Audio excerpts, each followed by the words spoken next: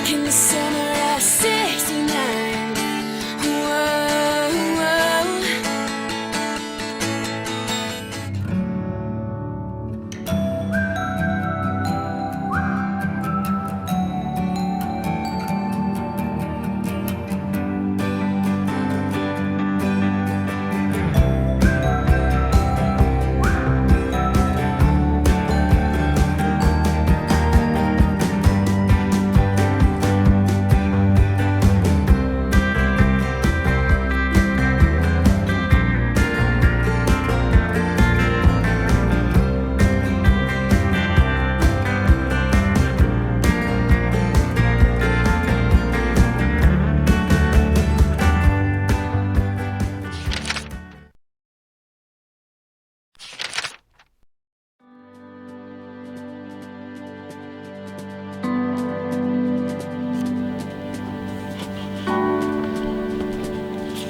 Estoy leyendo un libro que se editó hace un par de años que se llama Borges Profesor.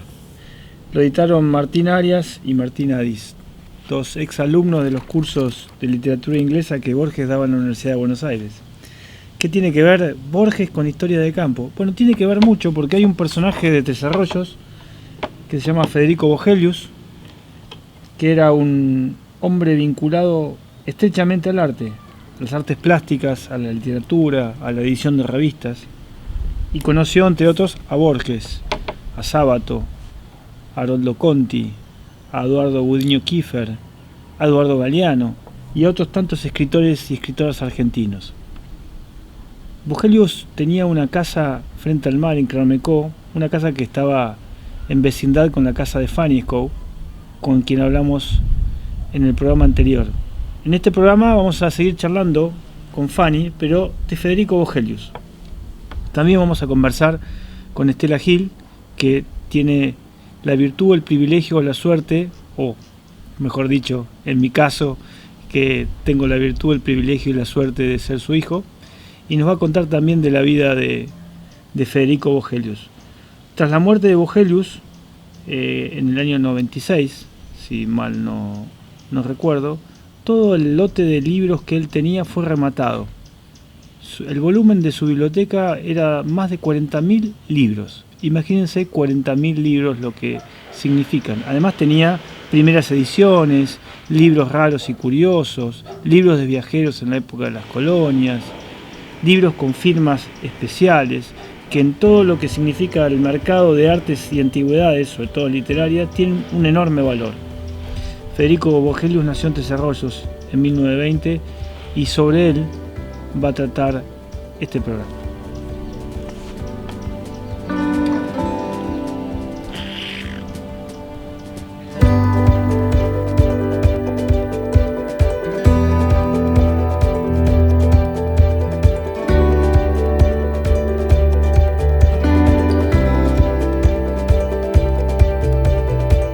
Era un hombre muy destacado también porque estaba en el Banco Comercial, en la Perseverancia, síndico de la Previsión, así que era un tipo que se movía y andaba en muchos lugares.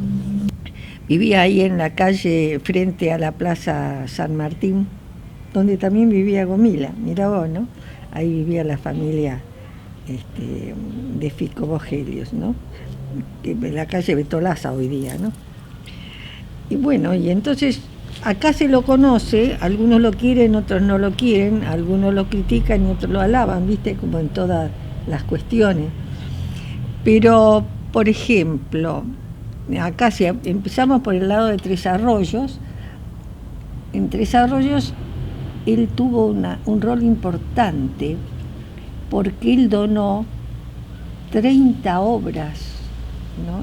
de pintores muy destacados, te digo, Forne, Basaldúa, bueno, todos estos grandes de mediados del siglo pasado, y el municipio a partir de eso va a fundar y crear el Museo de Bellas Artes, que se llama Mubata. Fico Vogelius, él no sé si él de chico vivió en la Tres Arroyos, porque Alberto, sí, y Alberto Alberto yo lo admiraba porque Fico Bugelius era de chico que se metía en todo. Por ejemplo, una vez, no sé, parece que en el teatro pidieron a chicos que subieran al escenario para hacer como una comedia.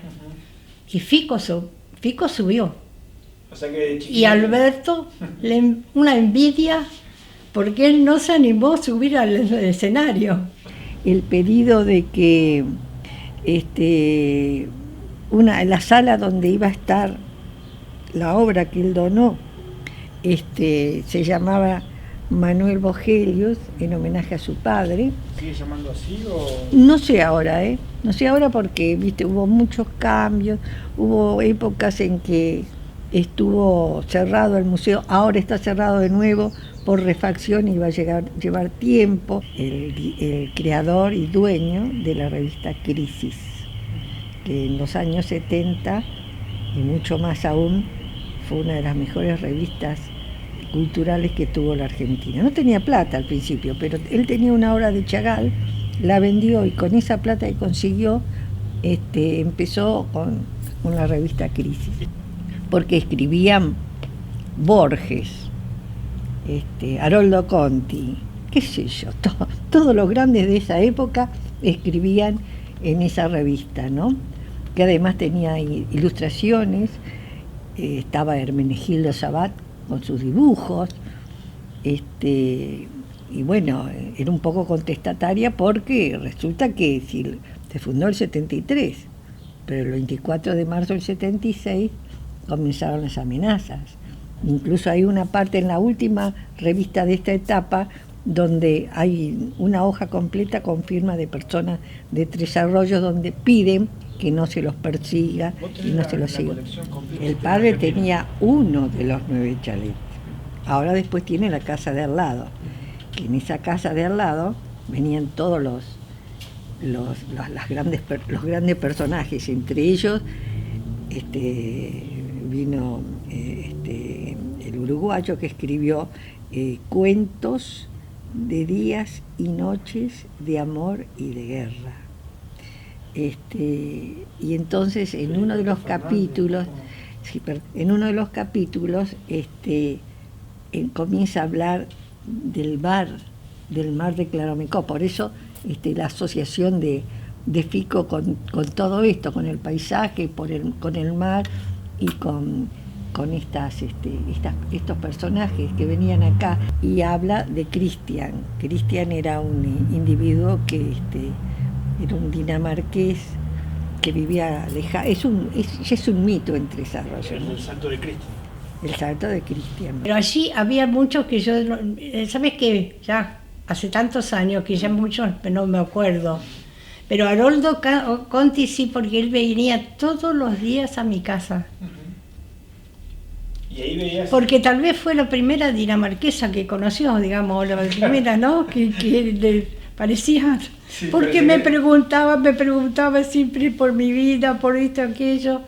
Cuando yo llegué a Tres Arroyos, cuando vinimos con Luis a Tres Arroyos, ahí conocíamos el nombre, y el Fico Bogelius todos lo citaban, que un tipo que tenía que ver con el arte, que el museo, era muy prestigioso, pero por ahí ponían como si había un puntito oscuro, porque él escribió de todo, aparte de los acontecimientos de esa época, ¿no?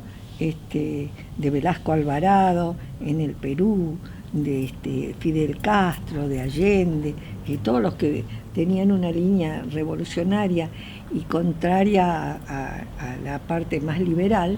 Entonces él se largó con todo. Sin embargo, Perón también lo nombró las mucho. Las firmas son bastante plurales.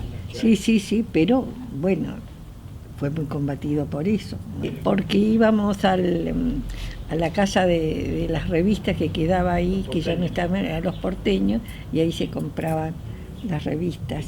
No, me la mandaba gratis él. Se la mandaba gratis. Y después los dos libros también, todo gratis. Era un hombre que se hizo solo, porque no era porque los padres fueran, que le dieran un estudio así. Él se fue haciendo solo. Y creo que Él creo que en los últimos años se recibió de abogado. Pero bueno, el 76, como les comenté el tema de las firmas y demás, cerró y bueno, fue encarcelado, torturado, encadenado, todas las maldades que puede hacer un ser humano hacia otro, como era la gente del proceso, y se fue. Nunca lo conocí. Incluso él se fue del país en el 76, así que nunca volvió acá. Galeano lo entrevistaba allá en Europa, él, y ahí conversaban de sus épocas, porque él lo conoció a Galeano, le dijeron, hay un uruguayo cuando iba a ser crisis, hay un uruguayo que te puede ayudar para trabajar en crisis, ¿no? Y bueno, se encontraron en el clásico bar donde siempre iba, en la ciudad vieja de Montevideo, y siempre estaba ahí Galeano, y empezaron y hablamos y salió la revista. No, antes estuvo en una casa más en el centro, contra la costanera, pero ese tenía ese terreno, entonces lo construyó y el jardín ¿Se lo hiciste vos? Sí. O sea que tenés pasión por los jardines. Sí. Él y bueno, él tenía un amigo judío y yo sé que ellos hicieron un curso para saber de pinturas. Ajá. Y después nos transmitía a nosotros. Y además él compraba y vendía... Claro, y Fico, por ejemplo, las pinturas estas, algunos son de Fico, que después Fico las vendió. Pero más atrás, el origen, digamos, de qué familia, por qué es trisarroyense, porque es hijo de Manuel Vogelius. Manuel Vogelius fue muchos años gerente de los silos, se llamaba Americano, que después, como vos dijiste, va cambiando, ¿no?, de nombre y de dueño. De origen danés, de Tandil, bueno, habrá que asociar Tandil, Fugl, que fue el pionero de los daneses y que los trajo a la Argentina, de Manuel, se llamaba Capriata, que también es un apellido trisarroyense, habrá que ver cómo es la relación de familiar de ellos. La vida de Vogelius, con sus múltiples intereses, nos deja siempre un halo de misterio. Pero como en toda vida extraordinaria, lo que importa es la obra. Obviamente que cada obra y cada protagonista de esa obra tiene tras de sí un montón de polémica. Lo bueno, lo malo, lo misterioso, lo todavía no sabido, las múltiples historias.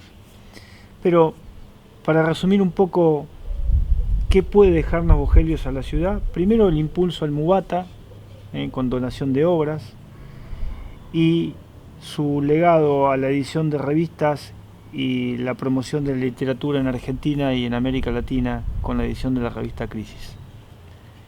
Su casa, testigo habitual del mar de Claromecó, sigue siendo un recinto donde en una época determinada circularon grandes personajes de la cultura argentina, como bien nos contó Fanny y Estela en el programa de hoy.